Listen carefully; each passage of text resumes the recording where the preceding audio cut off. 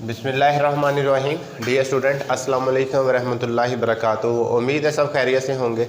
हम 10th class का math कर रहे हैं, चैप्टर नंबर 6 है, लास्ट एक्सरसाइज है। लेकिन एक्सरसाइज पर जाने से पहले हम करते हैं एक अच्छी बात, और आज की अच्छी बात यह है कि हज़रत अली रज़ी अल्लाह ताला अन्हु से किसी ने पूछा कि ऐ मौला, इल्म बेहतर है या सरवत बेहतर है, यानी कि इल्म वाला बेहतर है या माल वाला बेहतर है। तो हज़रत अली रज़ी अल्लाह ताला अन्हु ने फरमाया कि इल्म वाले के दोस्त ज़्यादा होते हैं, जबकि जो माल वाला है, जो सरवत वाला है, उसके दुश्मन ज़्यादा होते हैं। तो ये चीज़ ज़रा अपनी समझ में डाल लीजिएगा कि इल्म ज़्यादा अहम है या माल को इकट्ठा करना ज़्यादा अहम है, दोस्तों को इकट्ठा करना ज़्यादा अहम है या दुश्मनों को ज़िंदगी के अंदर इकट्ठा करना ज़्यादा अहम है। अमल करने की कोशिश कीजिएगा। एक्सरसाइज पर चलते हैं। 6.3 है, क्वेश्चन नंबर हमारे पास 6 है। 32 चीज़ों की लंबाई दर झैल दी हुई है, इसकी औसत मालूम करें। औसत हम ऑलरेडी मालूम कर चुके हैं, 6.2 के अंदर हमने औसत ही फाइंड की थी। फिर उसके बाद उसने कहा म्यारी इन हराफ मालूम करें। तो इन हराफ जो है ये स्टैंडर्ड डेविएशन को कहते हैं। कल हमने अनग्रुप डाटा जिसमें टेबल नहीं था वो किया था, आज टेबल के साथ दे दी है तो हम करते हैं। टेबल में मेरे पास जो चीज़ें मौजूद है उसमें लंबाई दी है, और लंबाई के अंदर यानी कि ये मेरे पास ग्रुप दिए हैं 20 से 22 है, और आगे जो उसकी तादाद है जिसको हम फ्रीक्वेंसी कहेंगे ये हमारे पास f है। तो 20 से 22 की कितनी है? वो 3 है। फिर उसके बाद आगे 23 से 25 है, तो ज़रा 23 से 25 तक चेक कर ले वो कितनी है? वो 6 है। फिर उससे आगे चेक कर ले 26 से 28 है, और वो कितनी है? वो 12 है। फिर 29 से 31 है, और मेरे पास वो 9 है। फिर 32 से 34 है, और ये 2 है। जो चीज़ें कही हैं हम उनको फाइंड कर लेते हैं। पहली चीज़ उसने बताई हमें कि आपने जो मालूम करना है वो क्या चीज़ है? औसत है। तो औसत हमारे पास उसका फार्मूला था x बार समेशन fx और डिवाइड है समेशन f के। तो ज़रा चेक कर लें कि मेरे पास कौन सी चीज़ मौजूद है और कौन सी नहीं है जो हम इस टेबल से बना सकेंगे। तो ये f दिया है इसलिए इसको समेशन f कह लेंगे। ये टोटल उसने बताया भी है कि ये 32 है, 32 है। सभी को जमा कर लें तो ये आपके पास 32 ही आएंगे। फिर उसके बाद हमारे पास ज़रूरत किसकी है? f के साथ x की। अगर x मौजूद नहीं है तो हमने x को फाइंड करना सीख लिया था 6.2 के अंदर, कि जो भी आपके पास ग्रुप है उन दोनों को जमा करना और 2 पर डिवाइड कर देना, x आ जाएगा। दोनों को जमा किया तो 42, और 2 पर डिवाइड किया तो कितना आ जाएगा? 21। दोनों को जमा किया 46, 2 पर डिवाइड किया तो कितना आ जाएगा? 23। दोनों को प्लस किया तो हमारे पास 24 48 में। तो दोनों को प्लस किया तो कितना आ जाएगा? ये 54, और 2 पर डिवाइड किया तो कितना आ जाएगा? 27। दोनों को प्लस किया 60, 2 पर डिवाइड किया तो कितना आ जाएगा? 30। दोनों को प्लस किया तो 2 पर डिवाइड किया तो कितना आ जाएगा? 33, क्योंकि टोटल 66 आ गया। तो हमारे पास x भी बन चुका है। अब दोनों को आपस में हम क्या करेंगे? उसने कहा इन दोनों को मल्टीप्लाई कर लो। तो मल्टीप्लाई करते हैं f और x को। दोनों को मल्टीप्लाई किया कितना आ जाएगा? 63। मैं साथ साथ ये लिखता जाता हूँ, आप प्लस कर लें, लेकिन आज गलत ना कीजिएगा प्लस, क्योंकि फिर उसकी वजह से सवाल भी गलत हो जाता है हमारा। 6 4 24, 6 2 12, 12 और 2 14। 27 को जब हमने 12 के साथ मल्टीप्लाई किया तो ये मल्टीप्लाई करने वाला काम मैं कर लेता हूँ, दूसरा प्लस करने वाला आप कर लीजिएगा ताकि टाइम की बचत हो जाएगी। 324, 9 3 27 है, और फिर 2 3, ये मेरे पास 63 144 324, 270 और 66। अगर हमने टोटल इसको प्लस किया तो कितनी वैल्यू बनी है? 867 बनी। ये कोई और भी गाय बगाए चेक कर लीजिएगा ताकि सवाल को हल करते अगर कोई मिस्टेक आ जाती तो बंदा साथ ही वो निकाल लेता है, बजाय कि आप लोग एंड पर फिर देखेंगे ये सवाल में गलती आ गई जिस तरह हम कल कर रहे थे। तो इसमें देखें ज़रा समेशन एफ एक्स कितना आ चुका है? 867 और डिवाइड कितना है? Summation F 32। तो जब हमने 32 पे डिवाइड किया तो मेरे पास 867 को डिवाइड करेंगे 32 पर तो आप लोग चेक कर सकते हैं कि आंसर कितना है? 27। आप लोग पीछे भी बुक के ऊपर चेक कर लें ताकि आपको अंदाज़ा हो जाए क्या यही आंसर है? 27.03। अगर मिस्टेक आंसर में आ जाती है इसका मतलब फिर आपने किसी जगह पे प्लस मनफी की कोई मिस्टेक कर ली है जो साथ साथ ही हमारी दूर हो जाती है। म्यारी इनहराफ मालूम करना, स्टैंडर्ड एविएशन, उसका फार्मूला ज़रा चेक करें कि आप लोगों ने पढ़ा था ये स्टैंडर्ड एविएशन या अकेला एस था, अकेला एस भी लिख सकते हैं और एस डी भी लिख सकते हैं। इसके ऊपर स्क्वायर रूट था, समेशन एफ एक्स का स्क्वायर डिवाइड समेशन एफ मनफी समेशन एफ एक्स और डिवाइड समेशन एफ का होल स्क्वायर। ये है ग्रुप डाटा का फार्मूला। अब ये देखें summation F x summation F को हम ऑलरेडी फाइंड कर चुके हैं, बाकी रह क्या गया? हमें एक्स स्क्वायर चाहिए और फिर उसे एफ के साथ मल्टीप्लाई कर लेना है। तो मेरे पास ये एक्स तो मौजूद है लेकिन फिर इसको करना क्या पड़ेगा? हमें एक्स स्क्वायर करना पड़ेगा। तो जब एक्स स्क्वायर हमारे पास एक्स 21 है तो मैं 21 का क्या लूँगा? स्क्वायर लूँगा। 21 का स्क्वायर कितना आ जाएगा? 441। अच्छा, इसके साथ ही हमें एक और भी कॉलम की ज़रूरत है और वो आप साथ साथ करते जाएं बजाय कि मैं, क्योंकि हमें वो दूसरे कॉलम की क्या ज़रूरत है कि f को x के साथ मल्टीप्लाई भी करना है। फिर ये x है, ये स्क्वायर, इसे मैं क्या करूँगा? x स्क्वायर के साथ मल्टीप्लाई कर लूँगा। तो मैं ये पहला जो x स्क्वायर मैंने कर लिया है इसे मल्टीप्लाई किसके साथ करना है? f के साथ। तो जब 441 को 3 से मल्टीप्लाई किया तो ये देखिए ज़रा कितना आ जाता है? 1323। आपने ये वाला साथ साथ प्लस करते जाना है।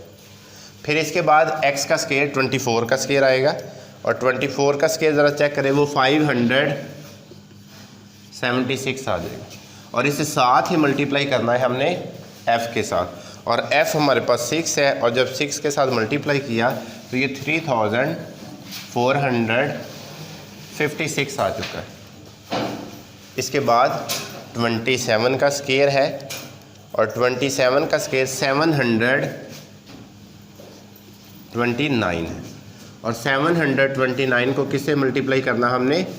12 के साथ। तो ज़रा 12 के साथ मल्टीप्लाई करेंगे तो देखें क्या आ जाएगा? वो आ जाएगा 8748 आ जाएगा। लें जी, इसके बाद किसकी बारी हमारे पास?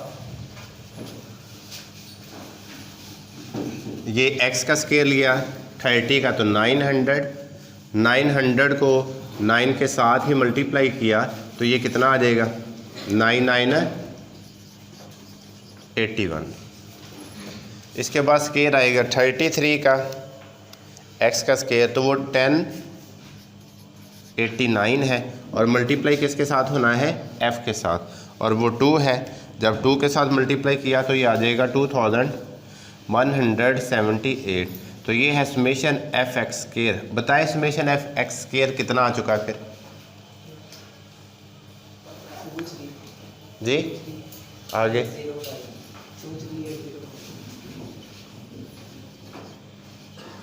23,805 आ जाता है। किसी के पास और कैलकुलेटर तो लाजमी चेक कर लें ताकि सवाल के अंदर ही अगर कोई मिस्टेक होती है तो हम निकाल लिया करेंगे। लें जी, ये हमारे पास समेशन एफ एक्स स्क्वायर का जो वैल्यू आ चुकी है वो है 23,805। उसकी जगह पे पुट कर दिया। समेशन एफ की वैल्यू कितनी है? 32। समेशन एफ एक्स और डिवाइड समेशन एफ हम इसकी जगह पे आंसर भी निकाल चुके हैं, लेकिन क्योंकि अगर उसने ये ना पूछा होता तो फिर ज़ाहिर है ये तो हमने नहीं निकालना था ना। अगर वो सिर्फ हमारे पास म्यारी इनहराफ पूछता तो फिर आप लोग ये वाली वैल्यू वो समेशन एफ एक्स आपने फाइंड करना था, इसलिए हम सीधी सीधी उस वैल्यू के मुताबिक पुट करते हैं। समेशन एफ एक्स की वैल्यू कितनी 867 और डिवाइड कितना है 32 और ऊपर इसके क्या है स्केयर और इसके ऊपर स्केयर रूट। तो 23,805 को जब हमने डिवाइड किया 32 पर तो आंसर आ जाएगा हमारे पास 743,906 माइनस 867 को 32 पर डिवाइड किया तो आंसर आता था 27.09 और इसके ऊपर क्या है स्केयर रूट और इसका क्या है स्केयर 743,906 और उसका हमने क्या ले लेना है 867 डिवाइड 32 और फिर हम जब इसका स्केयर लिया तो ये मेरे पास वैल्यू आ गई 734.071 और इसके ऊपर क्या लेंगे हम स्केयर रूट लेंगे। अब क्या किया हमने ये 743 को दूसरी में से क्या कर देंगे माइनस कर देंगे 743.906 और माइनस 734 और माइनस है 734.071 तो आ जाएगा 9.835 और इसका हम क्या ले लेंगे इसका स्क्वायर रूट ले लिया तो 3.136 लें जी। ये मेरे पास है उसकी स्टैंडर्ड डेविएशन आ चुकी है और दो ही चीज़ें उसने पूछी थी वो हम हल कर चुके हैं। उम्मीद है कि समझ आई होगी। इसको सॉल्व करें फिर हम अगले क्वेश्चन जो लास्ट क्वेश्चन उसकी तरफ बढ़ते हैं।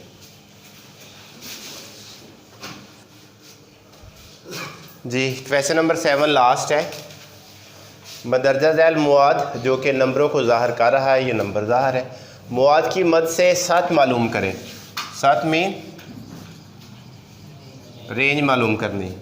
तो जो हमने पहले पढ़ा है पहले लेक्चर्स के अंदर उसके अंदर पढ़ा था कि ग्रुप डाटा नहीं था, तो उसमें हमने पढ़ा जो सबसे बड़ी मकदार थी उसमें सबसे छोटी मकदार को निकाला तो क्या निकल आया 7, यहाँ रेंज आ गया। तो यहाँ पर कुछ इस तरह का प्रोसीजर नहीं है कि हम इसमें कोई बड़ी रकम ले लो या कोई छोटी रकम ले। तो उसके लिए एक मेथड है जो ग्रुप डाटा के अंदर यूज़ किया जाता है, लेकिन सबसे पहले हम फार्मूला ही लिखते हैं ताकि आपको याद रहे कि 7 के लिए जो फार्मूला वो क्या इस्तेमाल किया जाता है।